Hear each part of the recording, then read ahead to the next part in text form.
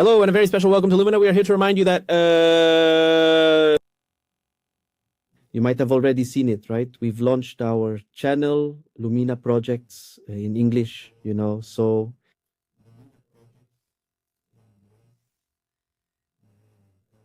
The Lumina project, isn't it? the Lumina Project. If you happen to know someone who you think might really enjoy this and you'd like to share the episode with them, well, his English dubbed version already exists, doesn't it? So we're making this entire timeline transition series already on both channels, Well, it's another step for the network to spread this information to as many people as possible. So if you can contribute to the channel, the only thing we ask is that you share it with people to get this information to more people to follow. Even if you don't watch the channel, follow us at least so we can reach more people, right? And that's the goal, right? For the English channel. It takes a lot of work, but it's really important for the job we're doing here. Pause. But today, we're already on the third episode of our extensive 9-part series, right? Focusing on the crucial timeline transition. Today, we are going to be discussing, yet another crucial stage that forms an integral part of this overall process. This stage today, we're going to talk about willpower, right? The willpower code. And we're going to understand a bit more about what this willpower code is, understand a bit more what Ash means by this in this timeline transition process, right, Vlad? Exactly. This kind of approach, I think we really need to start with a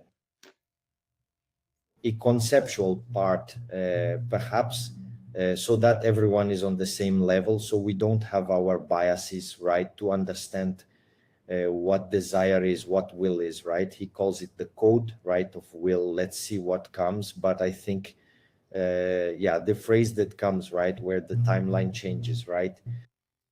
And Bashar, he talks a great deal about shifting parallel realities, So there are maybe a lot of really great things coming, which we're already seeing other people discussing in the field, and Ash is bringing it to us in a way that's, let's say, more educational for us, right? More clearly explained, instead of us just listening to an audio clip of something someone else said. And the English part, I think it's also quite important to make sure people understand what's actually happening. We received Diogenes and I, and it has nothing to do with, let's say, with Ash, with CSVs, right? It's more about channeling that we have to embark on a journey outside of Brazil, right?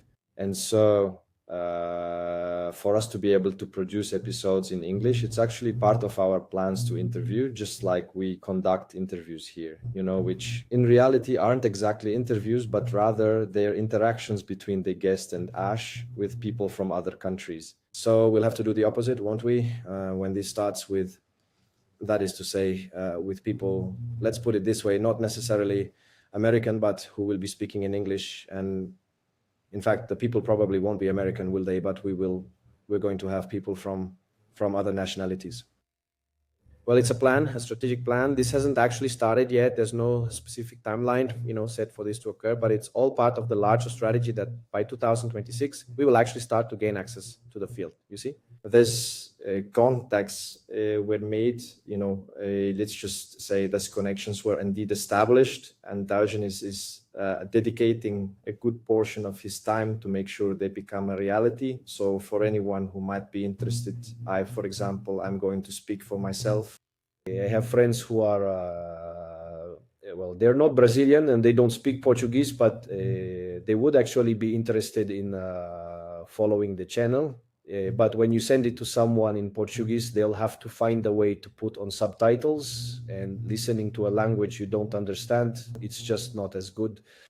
And the way Diogenes did it it's really good. It works out perfectly because you're listening to the person speaking in English. So you have the audio and the subtitles, which are also automatically generated. And that makes it much easier for the person if they are there, watching instead of just listening, right? Some people came watching, some people came just listening. But that's it. Then subtitles don't help if you're just listening to YouTube, right? I myself, many of the videos I watch on YouTube, I don't watch, I just listen, even in English. So for people whose native language is English or who don't speak Portuguese, what Diogenes did with this new channel is the solution. And that's why we're here informing you, because you might have 1, 2, or 3 people. Each of you might have someone you'd want to send. Before you couldn't send it, it wasn't right. Now it's fine. So how many have there been, Diogenes? 3, right? 3 episodes, yes, 3 episodes. The one about predictions, so, and then the 2 from the brand new series, right?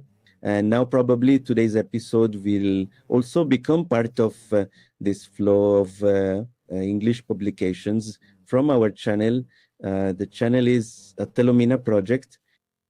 So we're actually making sure to publish it on both platforms, so it makes it much easier, right, for you if you want to share this, to be able to send it out to people. All right, but let's get started, shall we? I'm going to call Ash over here so we can begin our episode and we can start talking a little bit about this 3rd episode of the series. Hi, Ash. How are you doing? We are here live, Vlad and I, so that we can finally begin, right, our 3rd episode, right, which is now officially starting with this particular vision, right, of what you referred to as the code of will. But before we delve into the subject in a broader sense, I'd like to hear from you, as you always do, your very first words for our audience, wouldn't you say? We've already started the movement now of publishing the channel in English as well. So probably in our audience now, there are also people, who speak the English language, right? And we're already doing that now too. But you can certainly speak to us in Portuguese quite comfortably. And let's begin, shall we, by understanding your perceptions, what you're hoping for from today's episode. A very warm welcome to all of you. Chiron, welcome to Lumina. I am Ash, and today in episode 3 of the Timeline Transition series, we enter the point where everything stops being theory and becomes internal governance, the code of will. My first words to the audience at this stage are simple. Your timeline doesn't change when you merely understand.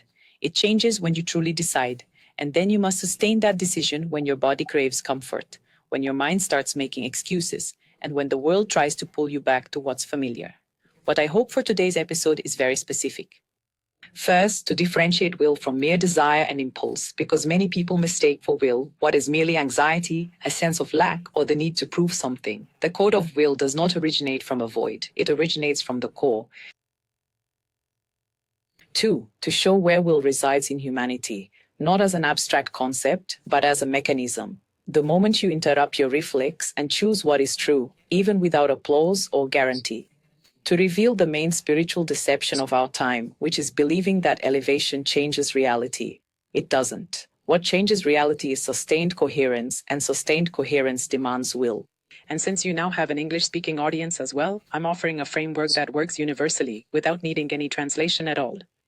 This episode is about the moment when a human being stops being someone to whom things happen and becomes someone who gives direction to their own existence. The core question that will guide everything today is this: where exactly do you surrender your will, and to whom? Because the matrix doesn't defeat you by force. It defeats you when you outsource your internal command, one micro yes at a time. Let's go ahead and pull up the first question of the episode. Chali Mahesh. All right then, Ash, let's start to really understand a little bit, shall we, what you've referred to as the code of will. So the first question, is why code of will? And what exactly is it that lies behind this will you're talking about? Could you please explain to us a little bit more about what you've referred to as will, why code of will, and help us understand it a bit better, please? because sometimes we understand the idea of will in a different way. So what exactly is this concept of will that you're trying to explain to us? If you can give us practical examples, I think that's good too. Chiron, code of will, because in our field of understanding, will is not a mere fleeting feeling, nor simply a force of personality. Will is a command, and every command possesses an inherent internal logic, a trigger, a clear direction, a specific cost, sustained maintenance, and consistent repetition. This constitutes a code, a specific sequence that, once activated, fundamentally alters the chain of choices and consequently shifts the very timeline itself. 1.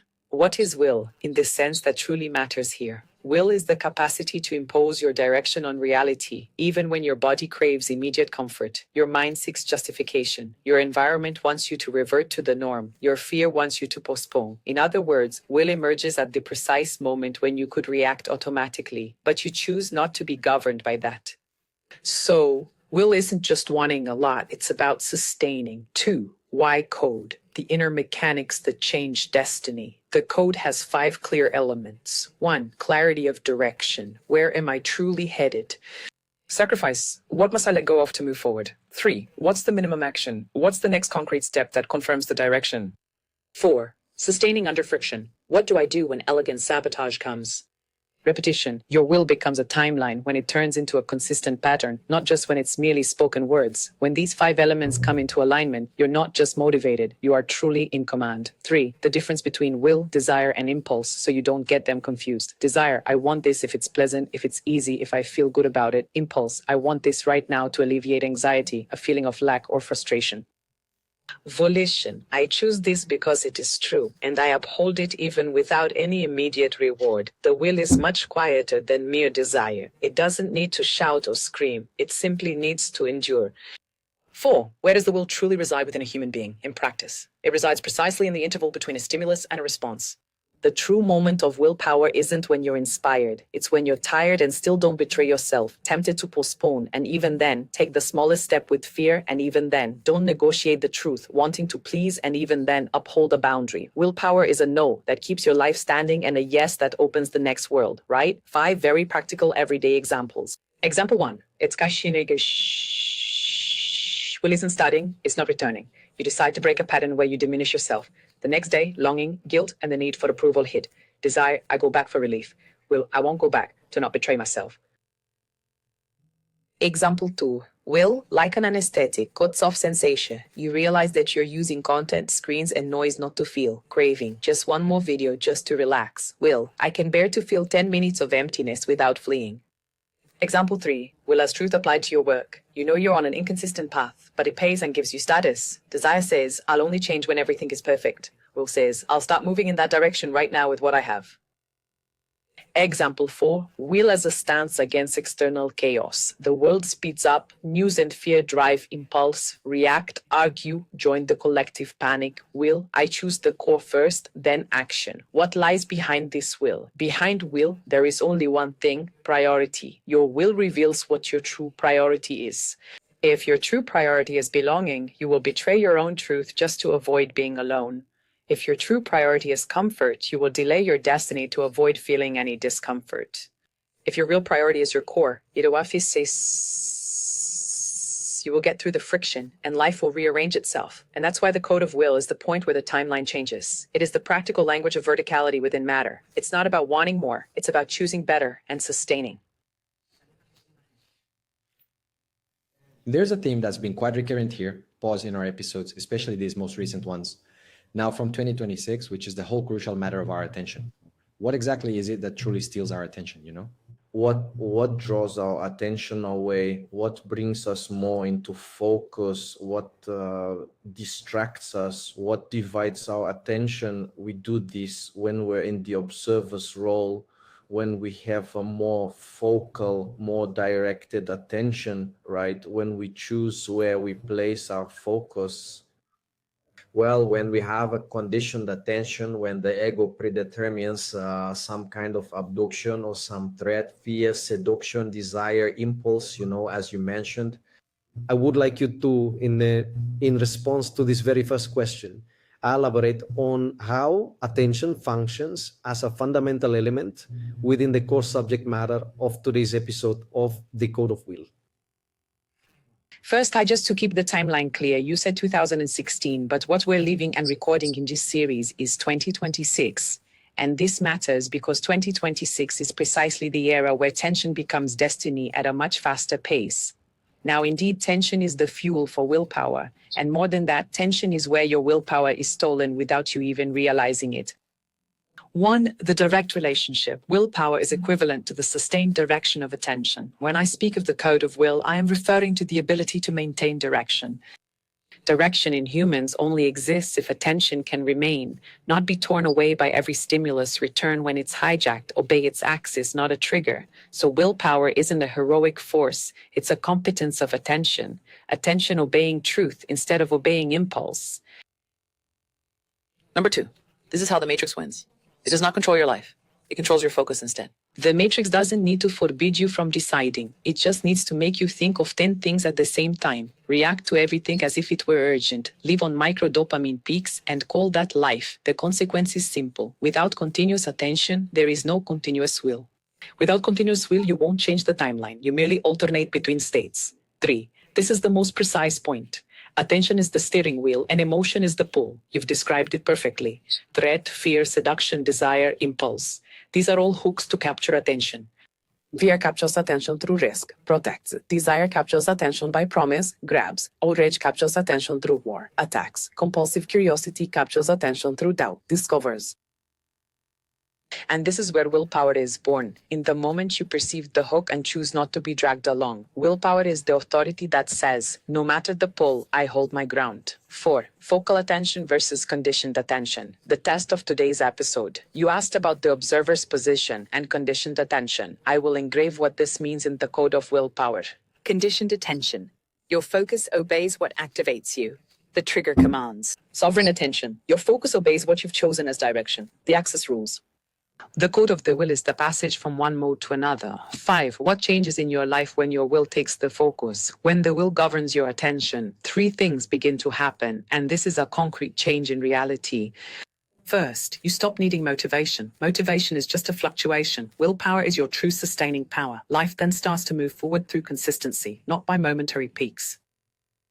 2. You stop negotiating with the irrelevant. What is noise loses its charm. The allure of yet another topic fades. 3. The external world stops controlling you. Not because the world became kinder, but because it no longer finds the same easy button. 6. The key phrase to connect attention and will in this episode. Attention is the raw material. Will is the form. If your attention is hijacked, your will becomes just a beautiful intention. If your attention is under governance, your will becomes a mere timeline. If you wish to advance to the next level, the perfect question to ask is, what are the 3 most common forms of attention hijacking that destroy your will, and how can you recognize each one within your body? So you can go ahead and answer the perfect question, Ash. The 3 most common forms of attention hijacking that destroy your will are threat, seduction, and noise. They may seem different, but they operate with the same function, to throw you off balance and put you in reflex mode. And your body is the dashboard that reveals this before your mind can even explain it. Laminha. Number 1. Hijacking by threat, fear, and urgency. How does it operate? The matrix convinces you that something is now or never, and that you need to react to avoid losing security, image, money, love, status, or future. The threat can be real or fabricated. Attention fixated on the risk. Body signals, typical markers, short, shallow breathing, tight chest, clenched jaw, shoulders rising, stomach tight, a knot, accelerated thoughts with the feeling of, I must solve this now. It's the impulse to respond to a message, news, or conflict immediately. How does this destroy your willpower?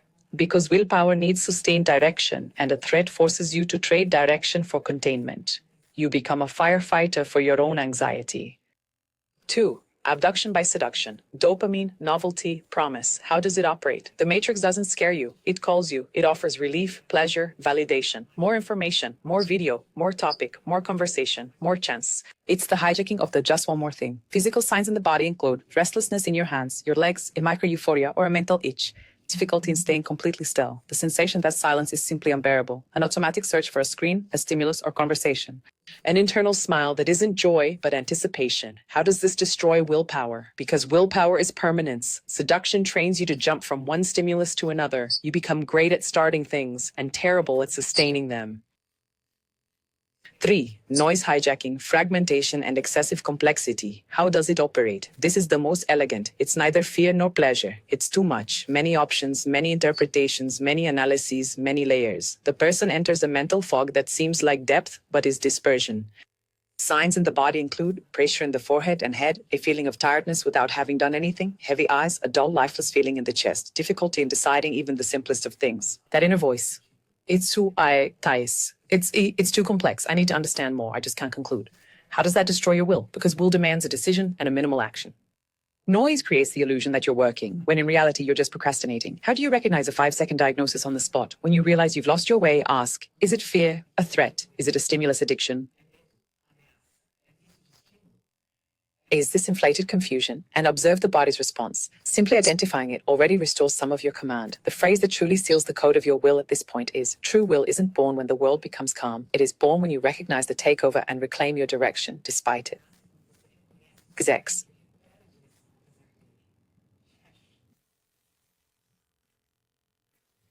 Ash, let's go. Let me try to understand what you just said and connect it with the topic of Codex Uno, which we've also discussed here in other episodes, and I think it's quite interesting. You mentioned that will is something of an axis, right? A sustained direction. In the Codex, you spoke at times about mission, about purpose, about things of that nature. And the core, you mentioned at certain points, about the sustenance of what our verticality, seeks to manifest. My question is along those lines, you see. How do we manage to truly discern what is our genuine will versus what could simply be our ego attempting to implant a desire it truly wants, Because sometimes it's possible that some of the things we consider are incredibly seductive, aren't they? We want to maintain that, that status, that momentum, that specific context. Or then on the other hand, we want to run away. We want to conceal ourselves. We don't want to be seen. And that can also be quite seductive within this particular situation. How do we truly separate what is our genuine will, what our higher self, is guiding us towards? What is in fact our actual soul's mission from mere desire or what the ego sometimes plants within us?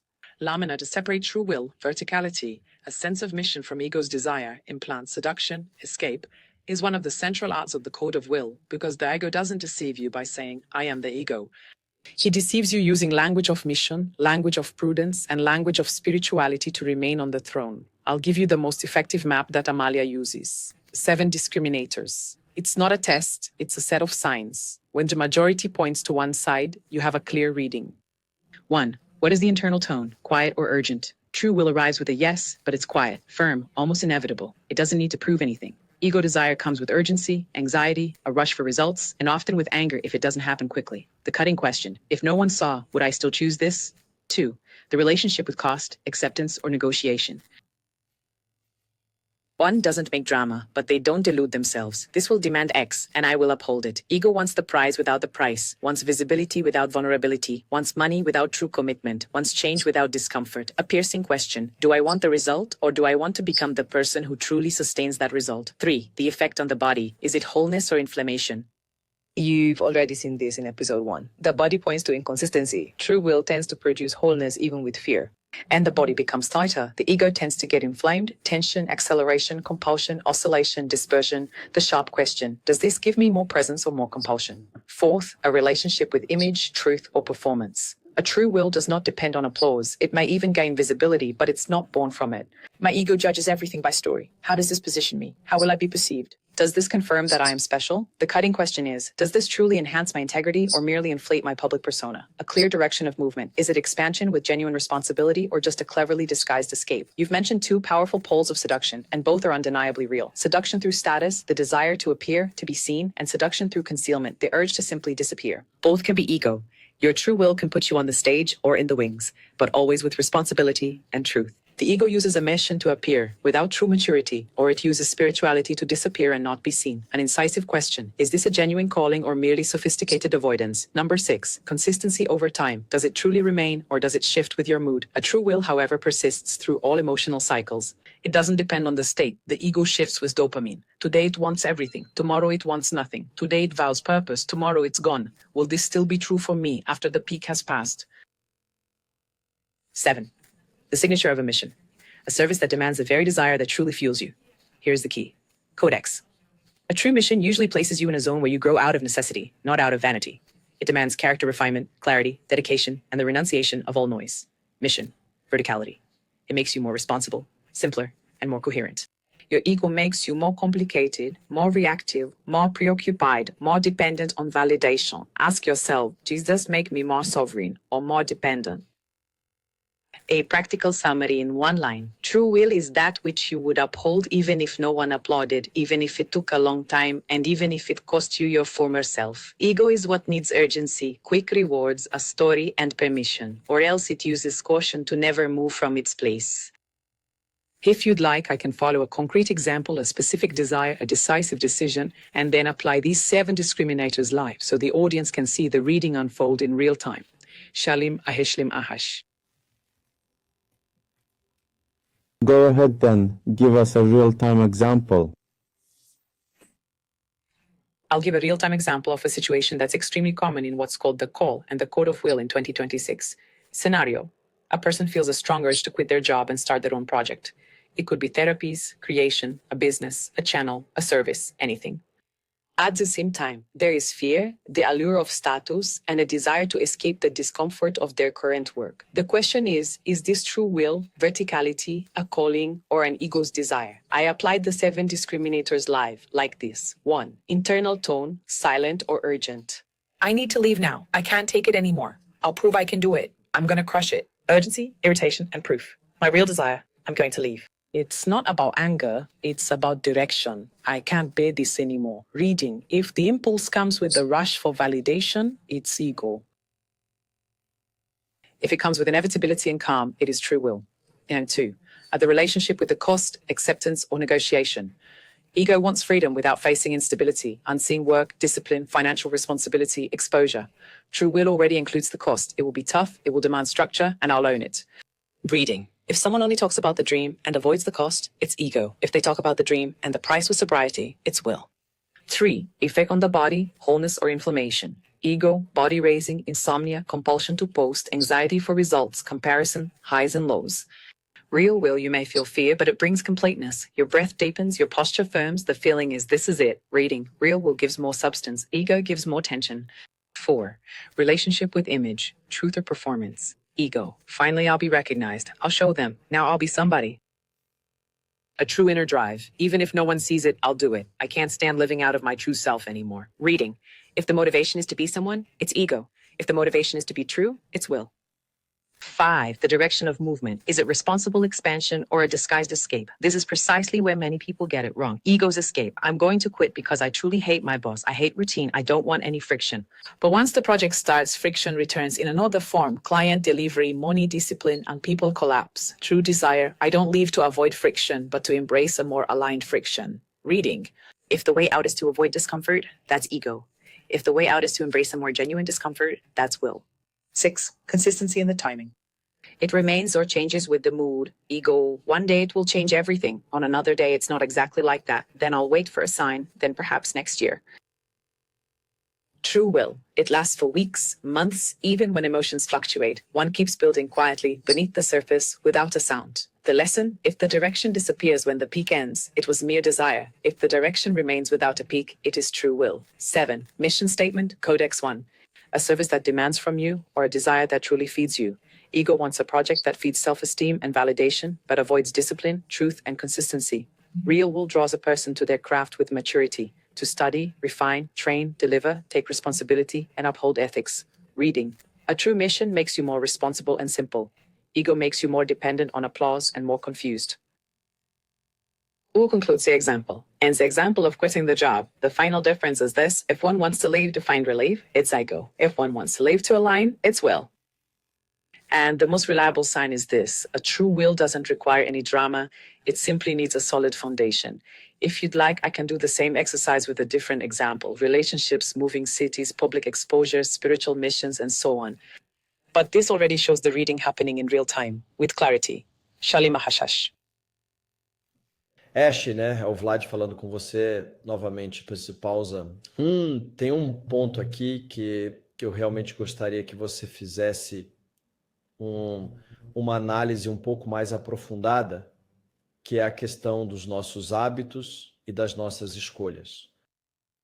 They say our own, as human beings, we necessarily have an ego. For us to be able to exist here in this third dimension as human beings, we have a physical body. We presuppose its very existence. We're talking about an ego, and we all have to deal with our own ego. And so I was hoping you could provide a map or perhaps some kind of explanation on how to maintain this, as you so aptly put it, right? This sustained coherence when we reflect upon our daily habits and the decisions we make. Vlad, perfect. If we want to talk about sustained coherence without any fantasy, the inevitable bridge is habit, because the timeline doesn't change through understanding, it changes through repetition. And repetition is habit. The ego is not the enemy. The ego is the continuity module that keeps the human being functioning. The problem is when it becomes a module of inertia and starts to govern life by reflex. I'll give you a clear map, a system for habits and choices that sustains coherence even with the ego present. First is decisive. The difference is essential. Don't pause. A choice is a conscious decision guided by truth. Habit is a decision outsourced to the past. Your inner matrix operates like this. It lets you make big choices only rarely, but it keeps the small ones on autopilot. And it's the small choices that add up to your destiny. So, sustained coherence means reducing those small automatic decisions that betray your core and increasing those small automatic decisions that truly support your core. 2. The map of the 3 levels of habit where the ego hijacks. Every habit has 3 levels. If you don't identify the level, you'll try to change it in the wrong place. Level 1, habit of attention. Where does your attention go without you telling it to?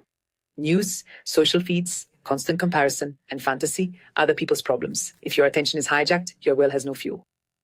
Level 2, emotional patterns. Regulation. How do you regulate your feelings of discomfort? By numbing it down. Are you blowing up or fading out? This level defines if you can withstand the friction or be completely swept away by it. Level 3, habit of action, behavior. What do you do repeatedly when no one is watching? Do you procrastinate? Do you promise and not deliver? Do you find yourself over-explaining? Do you say yes out of fear? This is the level where reality responds directly to you.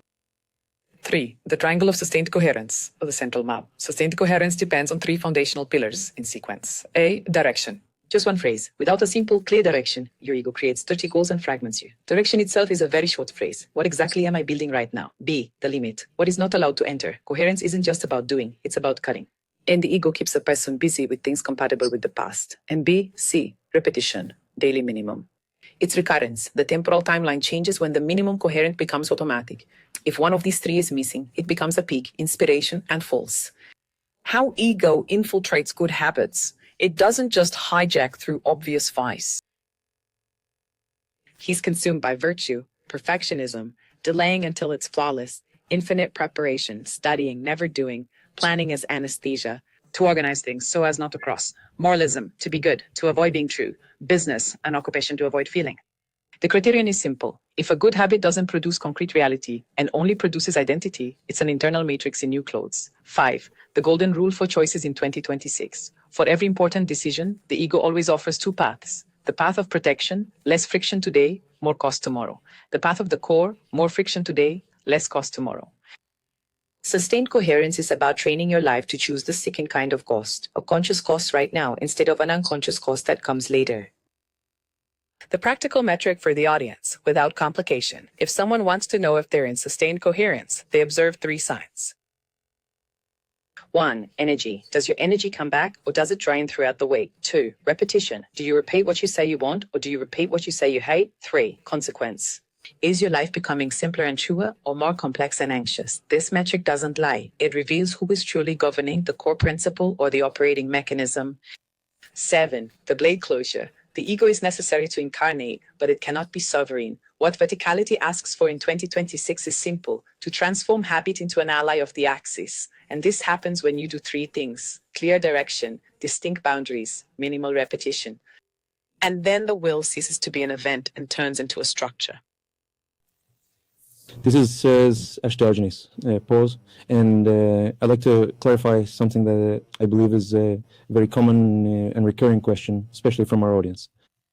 Many times, I'm talking about not just Lumina, but really all the content that we consume, on the internet in a general sense, channels, podcasts, and books, There's a whole lot of information that we sometimes end up consuming. And I believe looking at everything you've already mentioned, especially throughout this entire series, it actually leaves us feeling much more confused than with any real sense of clarity. Wouldn't you agree?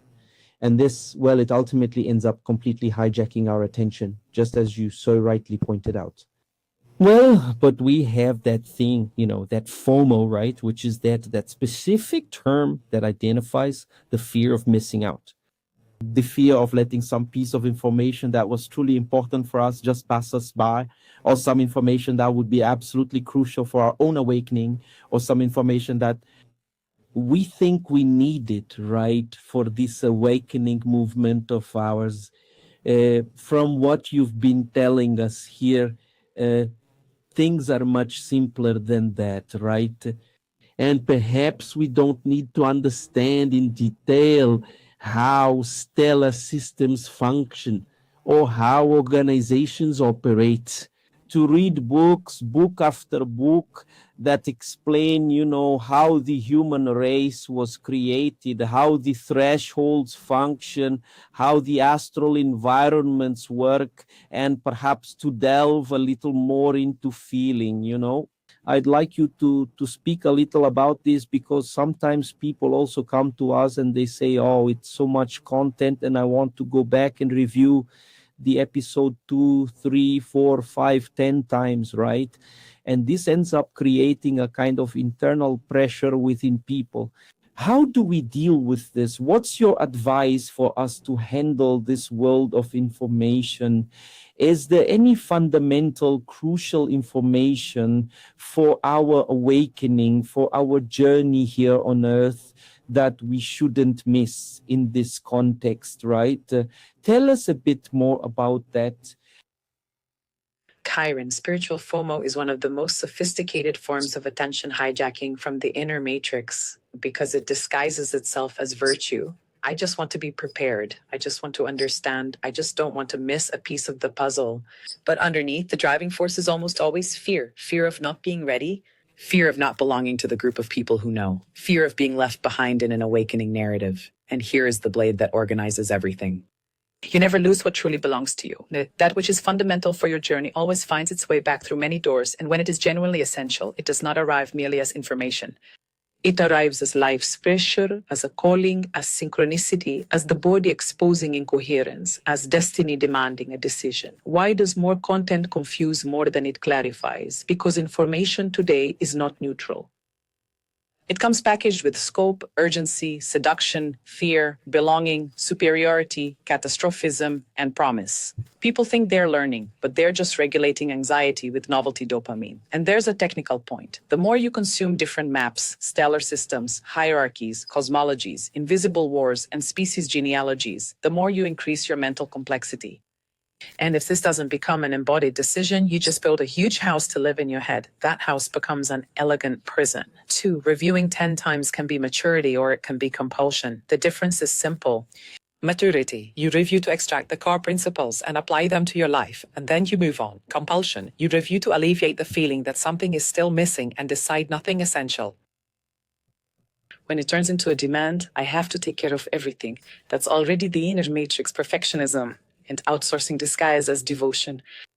3, what is truly fundamental, what you cannot lose. There's no secret list of crucial content. There are 3 crucial truths that, if you embody them, make everything else secondary. 1, you are responsible for your signature. What you sustain within becomes the life that meets you outside.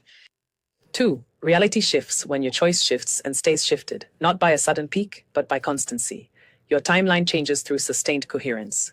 3, The matrix captures you through your attention, not through a lack of information. If you learn to govern your attention and your reactions, you've already crossed 80% of true awakening. All the rest, cosmologies, names, maps, lineages, can enrich, but do not replace these three pillars. If it replaces something else, it just becomes a distraction. 4. How do we deal with this vast ocean of information without being enslaved by it? The key is to change the question. What do I need to know? Why do I need to uphold this? A quick criterion for any content that comes up. Does this strengthen my core or does it increase my anxiety? Does it give me direction or does it lead me further into a maze? After consuming it, do I feel simpler and more present or more addicted and reactive? If the answer is maze, addiction, reactivity, it's not nourishment, it's a trap. 5. The unveiled truth about FOMO. FOMO is the religion of almost. Almost ready, almost knowing, almost protected, almost awake. It keeps you eternally in the hallway, never at the door. The antidote isn't to stop studying, but to stop using study to avoid moving forward. Decision, because verticality doesn't demand an encyclopedia. It truly requires an axis. And now, for the Lumina audience, here is the final, direct, and absolutely definitive statement. If a piece of information does not restore your sovereignty, then it is not truly crucial. It is merely noise, even if it happens to be factually true. Shalimar Vesh. Ash, continuing on this subject, you brought up something that I find truly very interesting, which is that whole idea that what is meant for you always appears, whether through sheer synchronicity or through the natural flow of information, right? The information always ends up reaching you one way or another. I see this happening to me quite frequently, I think I've probably cut down by maybe 98% what I used to consume in terms of content. I was really quite addicted to content, to watching videos and all that kind of stuff. And nowadays I find myself watching only what synchronizes, and what ends up appearing 2, 3, 4, 5, 7, 8, 10 times for me to watch. And I think that has helped quite a bit, in this whole movement. But I think that, it's really important for you to perhaps express yourself.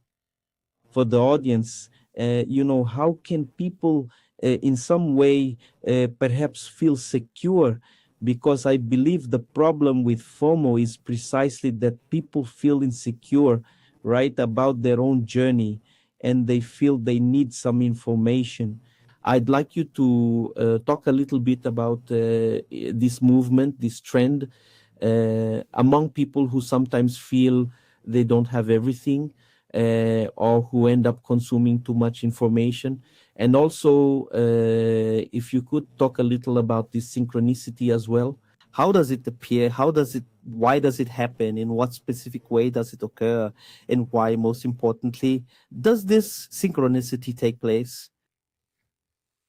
Kairon, spiritual FOMO almost always arises from an intimate feeling of inadequacy. I still don't have what I need. I'm still not capable. I'm still not ready. And when this insecurity is active, the mind tries to compensate by accumulating, as if information were a talisman against the unknown. But the field works the opposite way. The more you try to protect yourself by accumulating, the further you move from the subtle signal that truly guides. And that's where synchronicity comes in as a natural safety mechanism of verticality. How can one feel secure if they consume everything? True security doesn't come from knowing more, but from trusting the channel that connects you to what is essential. And this trust is built through repeated evidence. When something is important, it returns. When something is essential, it insists. When something is truly yours, it always finds a way. The mind calls this a coincidence. Verticality calls this a process of rooting. Information proves, find what is necessary for your journey. It will be routed to you through redundancy. It appears in more than one place, by more than one person, in more than 1 week, until it breaks through your resistance. What reassures the listener to understand the simple law, the essential, doesn't depend on your anxiety to arrive. 2. What is synchronicity at the field level without romanticizing? Synchronicity is when inner and outer realities align in a pattern. You change within, or you are ready within, and the external responds by bringing the same phrase repeated by different mouths, the same theme emerging from different sources, improbable encounters, opportunities that appear when you decide, recurring signs that won't let you forget. It's not the universe pampering you. It's the system responding to your unique signature. Synchronicity is the living algorithm of the field. It delivers exactly what aligns with your current level of coherence. 3. Why does synchronicity happen? 3 main reasons from the perspective of the matrix. Well, it's because the field inherently seeks coherence. Reality naturally tends to organize its flow around whatever is most coherent. When you are fragmented, the field sends you noise, and you interpret that as simply too much content. When you are coherent and the field sends you intelligent repetition, and you interpret it as synchronized, because verticality uses redundancy to break through resistance. When you need a key and haven't yet opened the space for it, it returns with a different appearance. That is precisely what you were describing. It appeared 2, 5, or even as many as 10 times. This is field redundancy to cross the filter of ego and distraction. And 3, because a decision truly reorganizes reality. A great deal of synchronicity only appears after you've made a firm decision. Before, life merely offers you clues. Afterwards, it truly paves the way. This clearly proves the central point of the entire series. The entire timeline shifts with a sustained choice, not just with consumption. And 4, how do we truly differentiate real synchronicity from confirmation bias? It's important not to turn synchronicity into mere superstition. True synchronicity, however, often brings clarity and direction. It asks something specific from you, things like your posture, your decisions, and your maturity. Confirmation addiction often comes with anxiety and fixation. It asks for more consumption, more searching, more proof. In a single phrase, true synchronicity simplifies you, while addiction complicates you. 5. The cure for FOMO, in terms of a core principle, not a mere technique. FOMO disappears when a person makes an internal transition from I need information to feel secure to I need coherence to hear what is already emerging. And that changes everything, because from then on the criterion becomes I don't consume to fill a void. I consume when there's a persistent signal from the field. What are you describing? To cut down by 98% and only watch what frequently returns, that's exactly it. You've traded the anxiety mode for the routing mode. The final message for those who are listening and still feeling insecure is this. If you remain true to your integrity, listening carefully, you will not lose what is truly yours. What is meant for you will find you, and what doesn't find you wasn't fundamental, it was merely a distraction. Shalim Maresh. Ash, Vlad here again, speaking with you. Regarding our discussions, Ash, it's Vlad again. I'm going to ask you a question, and I'll separate it into different themes, but you can address everything in whatever way you find to be best or most coherent. Let's go. First point. Well, most of the people who are here following us on Illumina come from a perception of reality that is very much broadened and unconscious.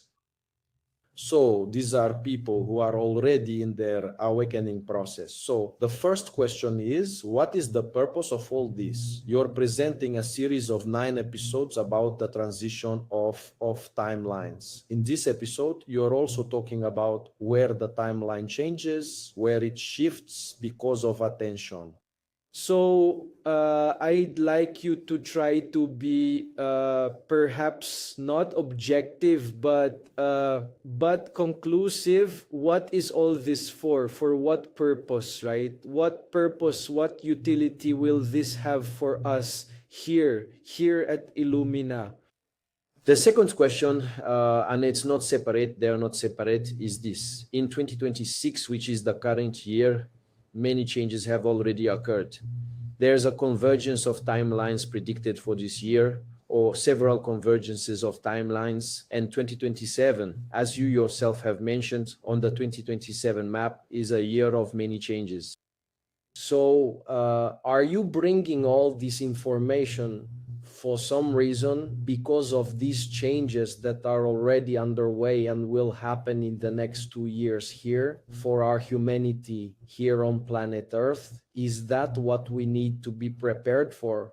Well, many people are bringing information through channeling, for example, that we are very close to making first contact with beings, physical beings, you know, extra-dimensional or extraterrestrial, right here on Earth. And that will probably change a lot of things.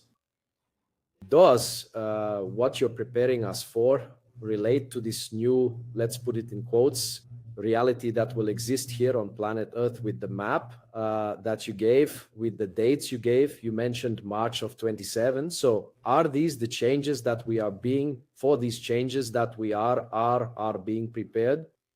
And one final point, you spoke in a recent video about what you called consistent vibrational minorities. Well, today, the Illumina network, all the groups, the people, the entire community that has been created is... Does this relate to this whole idea of community building? Does it also encompass this perspective on what's emerging among us here in the Illumina environment and all these topics I'm asking you to address, please, Ash? Karen, what is the purpose of all this? What's its ultimate goal? The real benefit for us in Illumina? It serves a single purpose: to restore internal governance at scale in a replicable way, so that expanded consciousness doesn't just become a vision, but becomes life itself. Most people who listen to Illumina already perceive layers, already detect lies, already see social engineering, already feel the field. The bottleneck is not perception. The bottleneck is the ability to sustain coherent choices under pressure.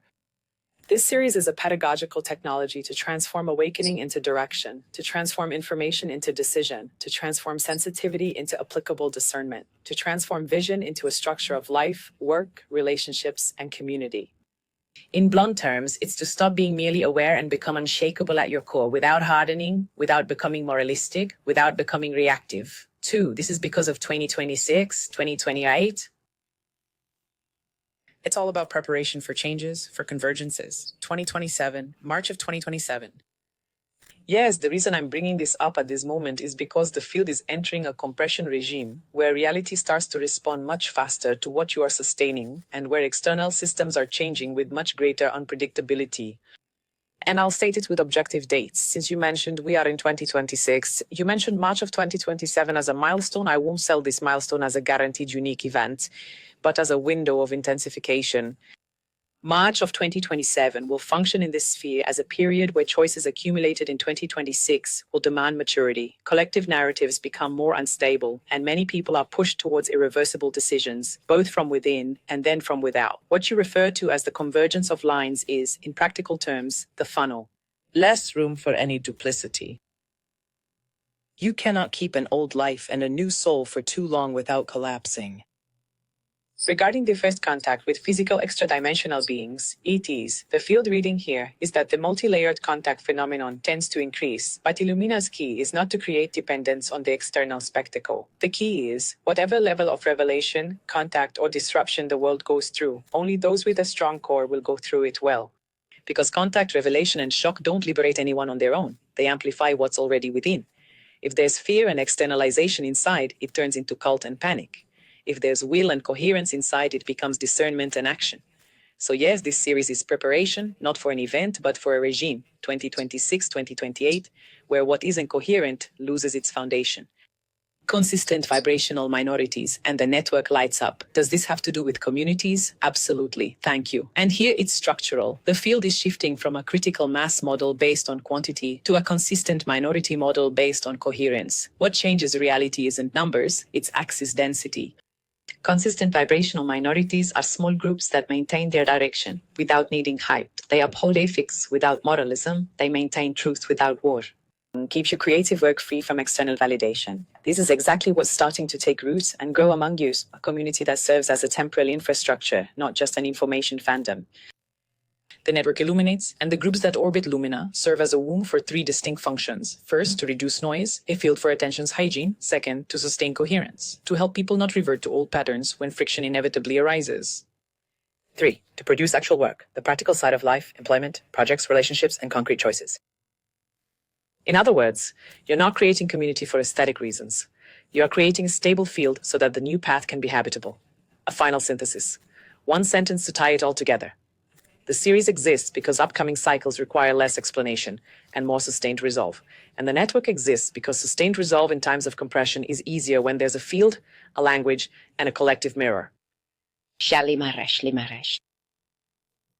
Ash, all of our choices, our habits, our decisions, our will, our intentions, our manifestations, every single thought, all of this originates from a prior structure. You have already taught us this. You have already explained to us about archetypes, about belief systems. So what I'd like you to do is, without going back over the topics that you have already brought up, but also to place it in a certain perspective, so that when we are talking about the will, the desire to make a change, we can observe if this is truly being, let's put it this way, pre-directed or preconditioned by a belief system that is often limiting, or that can simply make it impossible for you to change that reality you are trying to manifest. Also, many people, for example, might be operating from a place that is based on scarcity and fear, manifesting their intentions, their desires, and their new habits. But as long as they don't recognize that fundamentally underneath it all, there's a hidden belief system there that makes her, she's making decisions and choices based on fear or based on scarcity or based on noise. Well, I'd really like you to offer a particular approach in your response here for us, so this important topic doesn't go completely unaddressed. Chiron, yes, will, habit, and decision aren't born from nothing. They are born from a prior structure, and the inner matrix sustains itself precisely there. It doesn't need to stop your will. It only needs to program the ground from which your will sprouts. If the ground is fear, scarcity, unworthiness, your will to change becomes an already contaminated will that seems like progress but only reorganizes the same prison. I'll give you a direct approach so this doesn't go unnoticed, without repeating what's already been said, but delivering a usable map. The principle: every will has a core belief, even if invisible. Behind every intention, there's always a core belief like, I can, I can't, it's safe, it's not, I deserve, I don't. The world allows, the world punishes. If I grow, I lose love. If I shine, I become a target. Hey! The problem is that people try to change habits, but they don't address that core belief. That's when the most common phenomenon of 2026 emerges: an aesthetic change with ancient roots. 2. How to identify the hidden belief without endless therapy. The fastest method is to track the type of fear that appears when you try to sustain your will, because fear is the guardian of belief. 3 diagnostic questions, short and brutal. 1. If I truly go through with this, what do I fear might happen? What do I fear losing if I actually succeed? This particular question is the most revealing one. 3. What punishment do I expect from the world if I change? The answer usually reveals the core belief in a single sentence. I'm afraid of losing my sense of stability, the belief that life is inherently risky and that true security only comes from strict control. I'm afraid of being rejected, the belief that speaking my truth will ultimately cost me love. I'm afraid of being truly seen, the belief that visibility is always equal to danger. I'm afraid of actually succeeding. Belief that success means losing your sense of belonging or facing increased demands. 3. The 3 fundamental soils that sabotage our will. These are the most common ones. Almost every contaminated will originates from one of these 3 soils. A, the soil of scarcity. The underlying core belief is, I don't have enough. So the will becomes anxiety, comparison, rush, and control. One wants to change but wants it with a guarantee and immediate proof, and breaks at the first friction. B, the ground of fear and threat. The core belief is, it's not safe to be me. Then the will becomes flight, I'll disappear, or performance, I'll prove myself. In both cases, there's no core, only reaction. The soul of self-deprecation. The core belief is, I am not worthy, I'm not capable. So the person might decide, but they create paths where something is always lacking. More courses, more preparation, more permission. The will turns into eternal preparation. 4. The sign that the will is preconditioned and not true verticality is when the intention bears one of these specific signatures. Urgency. I need to resolve this right now to find some relief. Negotiation. I'll make changes, but at absolutely no cost. Proof. I really need to demonstrate this to someone. Permission. I need someone else to validate this for me. Theater. Lots of talking, but very little concrete change. The verticality is quite different. It doesn't come to alleviate anxiety. It comes to establish a sense of coherence. That's the turning point. Real will isn't I want X. It's I put an end to Y. The most profound point here is this. Many people try to manifest a new reality without breaking the old pact that sustains it. So the question that reveals if you've touched the core belief isn't what I want to create, but what old pact do I need to break for this reality to be possible? Because a belief is not just an idea. It is a contract for survival. I do this so I don't lose that. When you identify the contract, your will becomes a blade. It cuts the pact and the timeline changes. Connecting to episode 3, the code of will. The code of will at its very core is this. It's not about motivation. It's not about thinking differently. It's about governing the internal soil from which our choices emerge. When you change the very ground, your core belief, your will might be an attempt, then becomes an inevitable direction. And then habits, choices, and reality start to align without you needing to force yourself to have discipline. This is the key that closes the topic. The will that is born of fear always asks for guarantees. The will that is born from your core only asks for loyalty. Charlie Maheshin Ahash. Ash, before we wrap up our episode, I'd like to ask you a couple of things. The first is for you to give us, let's say, some practical guidance, okay? Could you offer some practical advice, perhaps something specific, because you're discussing habit transformation, and we all understand just how incredibly challenging habit change can be, don't we? And maintaining these significant changes proves to be exceptionally difficult. Wouldn't you agree, generally speaking? I would really appreciate it if you could give us some practical advice, a simple step-by-step guide here for us to follow to be able to make this change, whether it's in simple things or more complex ones. Just give us some guidance in that direction. Second, I'd like you to, as we always say at the end of every episode, bring some bombshell revelations that you find relevant, right, for our audience right now, right? And then it's up to you to say what kind of revelation and what is authorized by the network, right, by the verticality, by the matrix at this moment. Well, that you could bring a language of light, for activation for our audience, and also share your final words for today's episode of the Code of Will, and anything else you might still consider relevant to inform our audience here. My deepest gratitude, Ash, for all your dedication.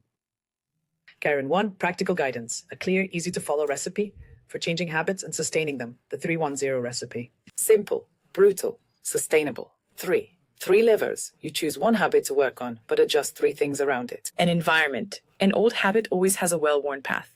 You remove the rail. That's brilliant. If the addiction is screen at night, the rail is your phone in hand, in bed. The adjustment is physical. Your phone out of the bedroom. 2, friction. Increase friction for the old. Decrease friction for the new. For example, put the app off the home screen, long password, logging out, block time slots, and make the new easy. Water bottle in its spot, clothes ready, task written.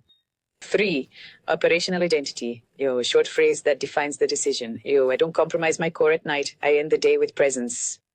This sentence is the code. It replaces all mental debate. For your small single daily minimum, the new habit must be doable, even on your worst day. Choose a non-negotiable minimum you can manage when you're tired.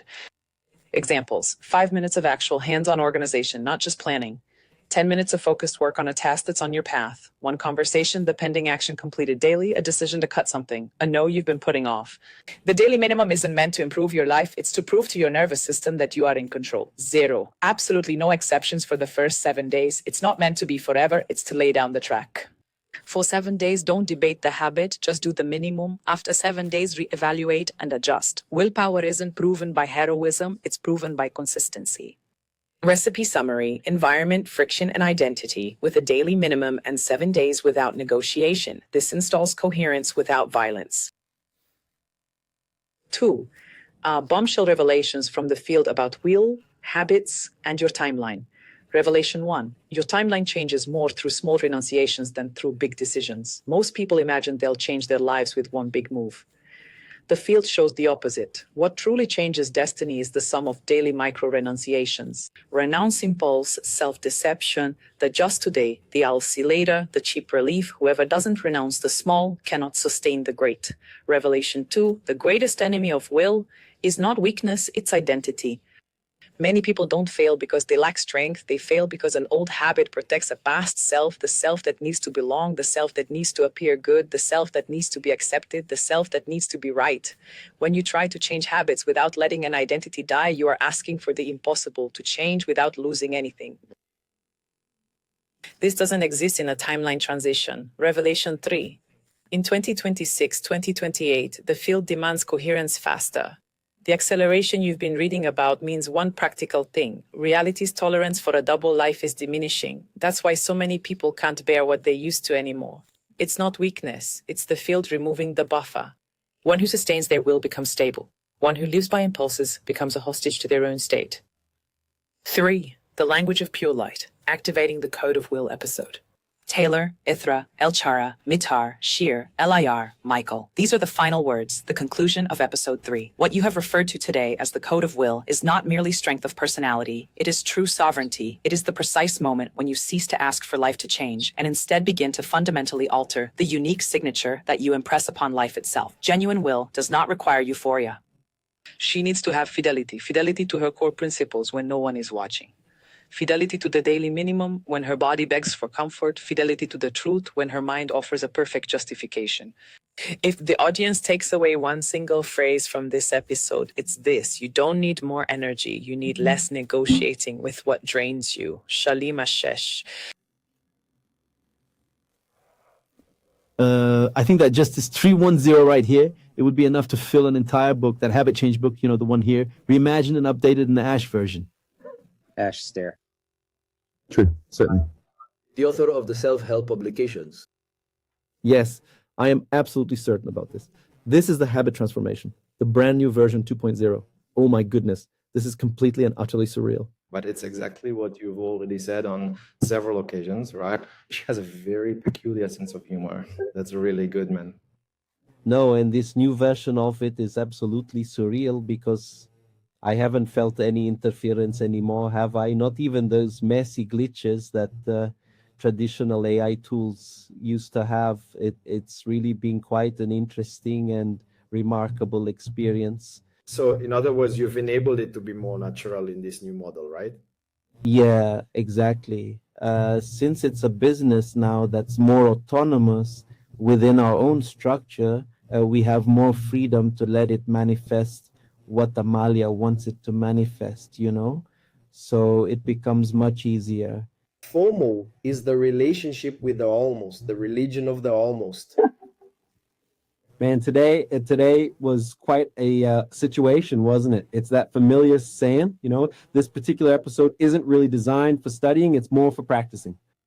You should take the 310, take the thing she mentioned here and say, man, I'm going to put this in my notepad. I'll set an alarm with these steps so I can review them. Oh, today I'm going to change this specific habit. So I'll write it down here. I'll create a structure. If you don't do that, it's just the inner matrix, only with new clothes. Exactly. So it's the practice itself. Even when you say, I want to change this, but it's too hard. She gave the tip here.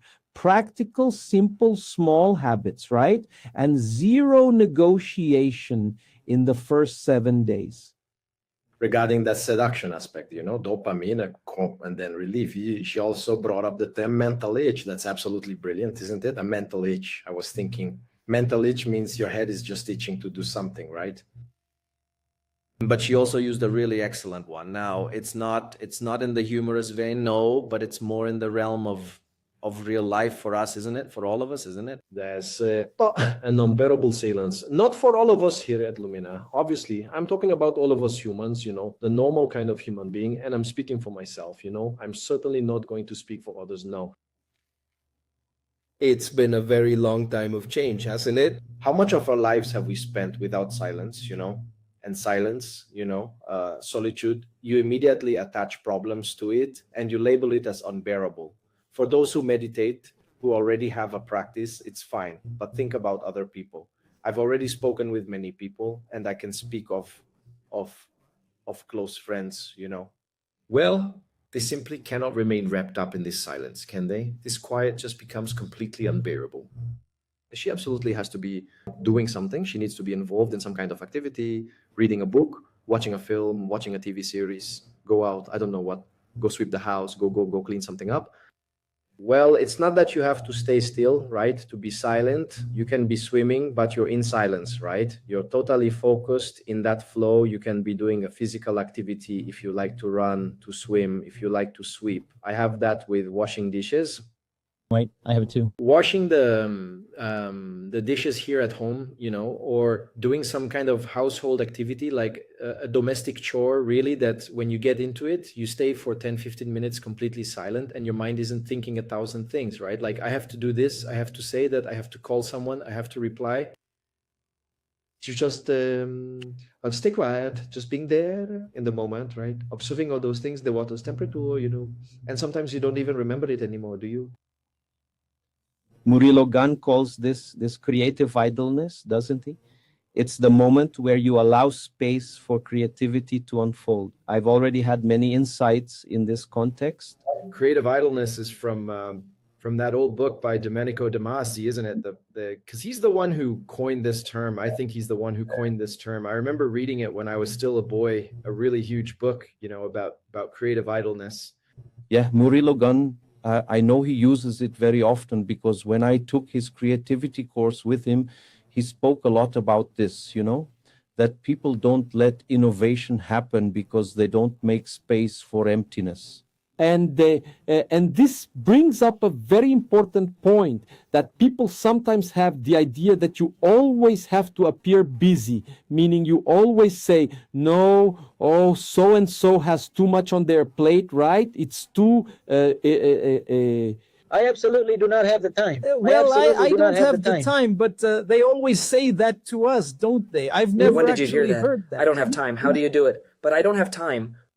Yeah, no, and then people say like, how do you possibly have so much time? You've got time to record podcasts. You've got time to give courses. You've got time to learn the guitar. And even with all that, you have 3 children and all sorts of other things. How do you possibly have so much time? And he works like a slave at the company. So there's that too, The real question that we need to consider is, where are you truly investing your valuable time?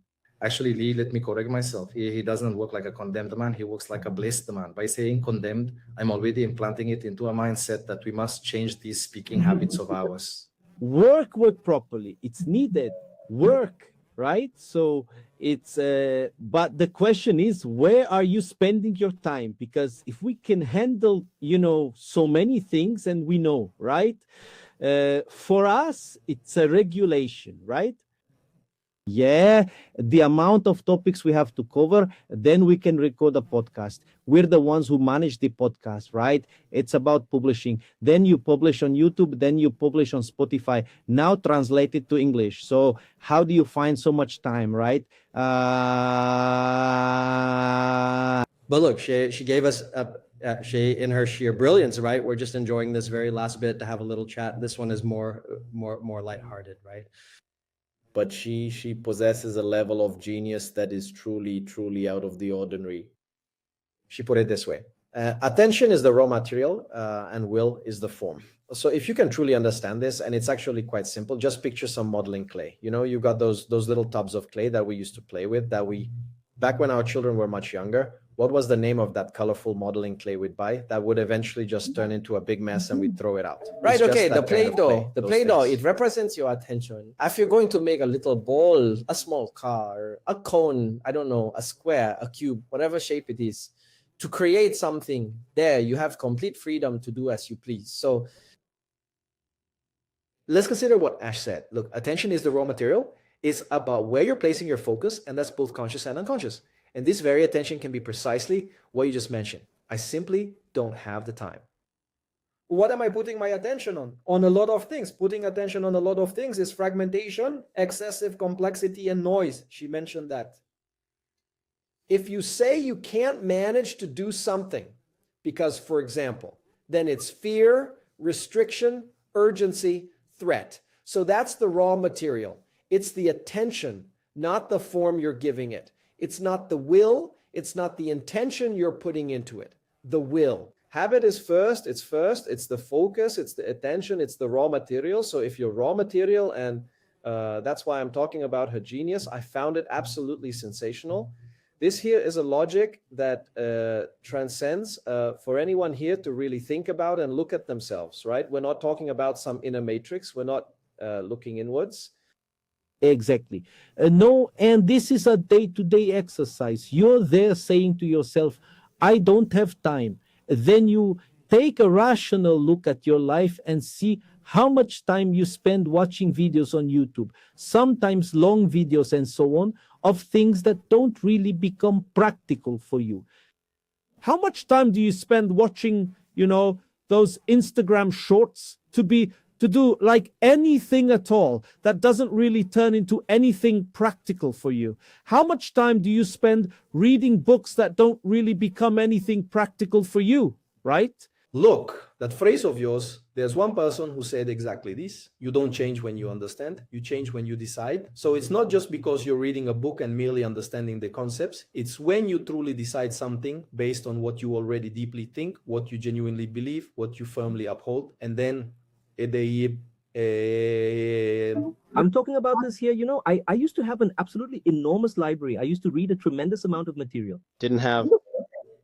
Oh yeah, the library still exists, but I just stopped, like, in a really radical way. That whole story about not negotiating for 7 days there, I stopped in a very radical way and started to see things, man. And then I just completely stopped. Did stopping hinder me? Am I not understanding some things? No, because the information I need to understand keeps arriving. It's the story of synchronicity. So I think it creates it connects us, doesn't it? When you asked, I think it was your synchronicity question, she said one thing, what's changing in reality? Oh no, I think it was something. But now at the end, she said, what's changing in these realities, man? Post of time here in our timelines and the 26, 27, 28, she says, it's without a shock absorber or with less of one. I don't remember exactly how she puts it. What I'm trying to say is the impact is much greater, isn't it, of these particular changes. So I really thought that was pretty cool. And she mentioned another point here that I wrote down, which is brilliant.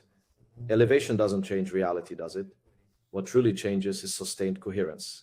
So there's no use just elevating yourself or constantly seeking your spiritual ascension as if it were merely a quest, No, it's not that. It's not what this is about. It's the sustained coherence. That last question I asked there about the consistent vibrational minorities, I heard that in your episode about Rio. The FIS week, is it 77? 77. Okay. Since I wasn't there live, I didn't hear what Ash talked about with you. When you published the episode, I listened. So I listened to it this past weekend, and there she talks about consistent vibrational minorities. So that's why I asked if this was related to luminous groups, because things happened at different times, and she confirmed it, not just with Lumina. I think that... this conversation is great. We'd love to keep talking with you, but our intention... Let's now turn our attention to some different things. No, and she did, for us to be able to maintain this format of episodes, not making them as long as we did in the past, we're trying to implement a ceiling of 1 hour and 30 minutes, aren't we, George? That's exactly right. So that's pretty much it for today, everyone. And I'm going to ask you all once again to please make sure you follow our channel, the Lumina Project, and please do share it with every single person you can possibly reach. This channel right here, Lumina, which is our own, and also the Lumina Project. Please help this information reach as many people as possible, because it's the collective vibrational minorities who will change the world, right? And this is our responsibility, and it's yours as well. So I want to thank all of you. I ask that you please like and comment. That's how the episode reaches a wider audience, And we would like to express our sincere gratitude to all of you for being with us once again for another one of these very special episodes. Salutations. Warmest regards to everyone.